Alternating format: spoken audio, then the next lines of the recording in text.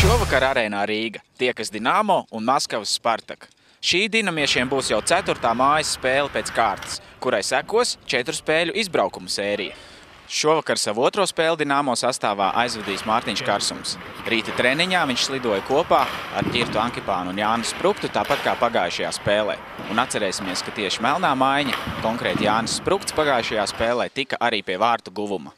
Ierindā ir atgriezies Jēkabs Rēdlichs, kurš pagājušo spēli pret Magnitogorskas Metalurgu bija spiests izlaist dēļ diskvalifikācijas. Maskavas Spartak ar izcīnītiem 78 punktiem šobrīd atrodas Rietumu konferences 5. vietā. Līdzšinējās 3 šīs sezonas savstarpējās spēlēs allaž pie uzvaras tikuši Dinamo, salādējot Spartaka vārtos 14 ripas. Arī šodien spēlē Spartak sastāvā gatavojas Slovākijas leģionāri, no kuriem rezultatīvākais ir Branko Radivojevičs, savukārt aizsardzības balss spartakiešiem ir Jaroslavs Opšuts. Viesu treneris Miloš Ržiga noteikti vēlēsies revanšēties par iepriekšējām neveiksmēm. Vai spartakieši ar galveno treneri Milošu Ržigu priekšgalā tiks apspēlēti arī sezonas 4. savstarpējā spēlē? To mēs redzēsim jau 19:30 šovakar Arēnā Rīga.